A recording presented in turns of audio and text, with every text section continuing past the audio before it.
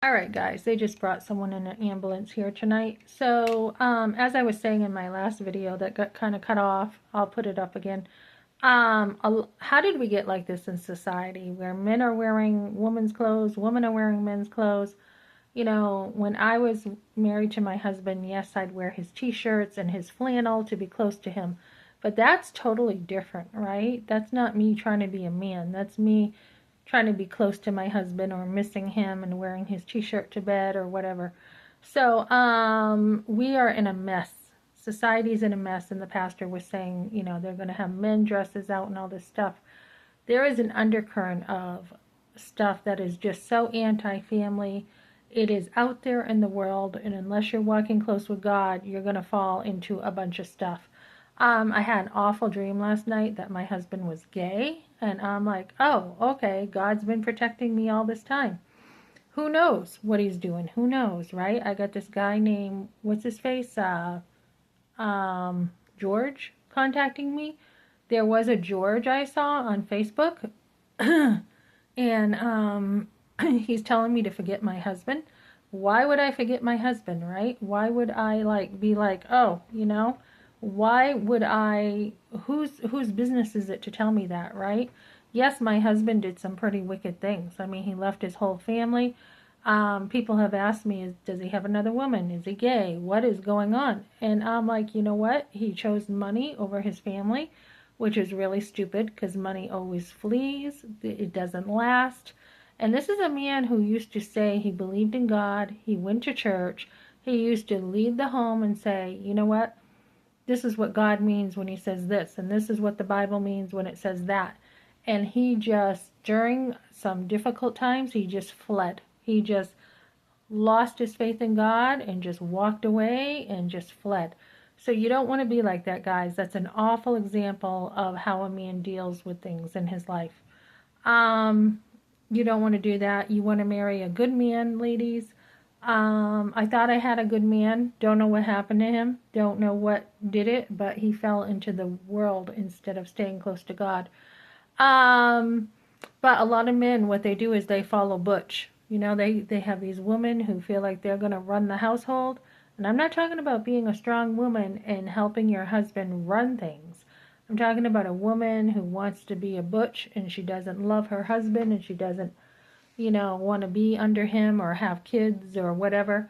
And men just follow along. They're like, yep, just going to follow her, right? Instead of saying, I am the head of the home, I'm the leader, this, you know, maybe not even such a dictator way, but just say, let me love you, honey, so much that you want to follow me. But we can't have yes men, right? But we don't want a dictator either. And every single man is different. Some men are more sensitive, other men are more abrupt and straightforward. And so men have, I think the woman left the home first. They left being moms. I saw a cute little baby tonight. What a cutie. What a cutie. Oh, that baby kept yawning and just so vulnerable. And you just relax when you see a baby like that. You just, as a woman, you just relax and you just want to relax and just soften up after you have a baby like that. But babies are precious. We're seeing women who think it's okay to kill their children. Um, I've been on live action. My comments, I said abortion kills both the woman and the child. Many women have said, I died that day. And it is true. There is like a death that comes over you. First, there's usually a relief, and then you just feel totally empty. You feel like, who am I? What am I doing?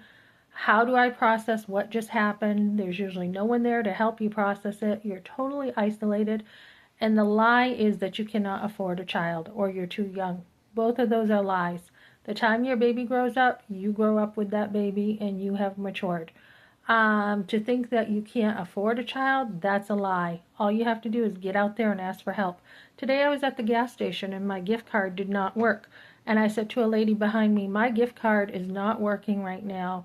Can I give this to you? Because it was it was like the machine at the gas station wasn't working or something. And can I, you know, can I take cash instead? Because this is all I have on me. She's like, yeah, I got $10. You know, I only had like $6 on the card. She's like, I got $10. Take it. And I'm like, thank you so much. So if you are very um, a go-getter in life, you can get things. And I said to someone tonight, look, I need some help with this. And they're like, here you go. I'm like, I need some help with this. Here you go. You can get the help out there. I mean, I have been left at zero more than once. My savings has dwindled again, and my boss writes me a fraudulent check. It's like my van needs repairs, my income goes down over and over. So, usually if you have a child, though, usually you do have more money. You have the food stamps, you have the cash from the welfare office, you have help from the schools, you have help with after school care. So there's usually more help if you have kids.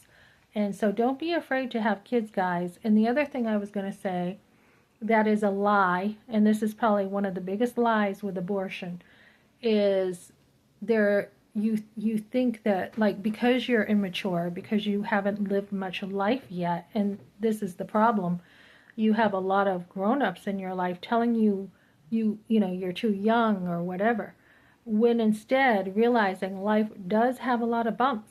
It's not just one bump in life, there are a lot, and you have to have stamina. If somebody can help you and come alongside you and help you grow emotionally, to be like, well, this is part of life. Accidents happen, condoms break, this happens and you'll be fine. And somebody who can encourage you and say, you're going to get through this. If someone can help you grow emotionally to be like, this is what life is like, this is what my life has been like, it's never smooth sailing, never, especially for the Christian, right? And God always takes care of the Christian. So, if you need the older people in your life to show you, well, this is what happened to me before, and this is what happened to me, and to help you grow and mature, to understand having children unexpectedly is part of life. And all my 5 sons were totally unexpected. All of them. I didn't think we could have kids after the abortion, the forced abortion. Had 5 sons. Didn't plan either. None of them. And they all were healthy, and I had great births. I was telling a mom tonight I had 3 home births. I said, how was your birth? And she said it was 19 hours, but it was really good, she said, So she just had her baby 2 weeks ago, and she looks great. And so have examples of other women. This woman doesn't even look like she had a baby. She looks wonderful. You don't have to be afraid of getting fat. You don't have to have an image of one pregnant woman who didn't take care of herself. I had one example of a pregnant woman who she looked awful when we were out shopping.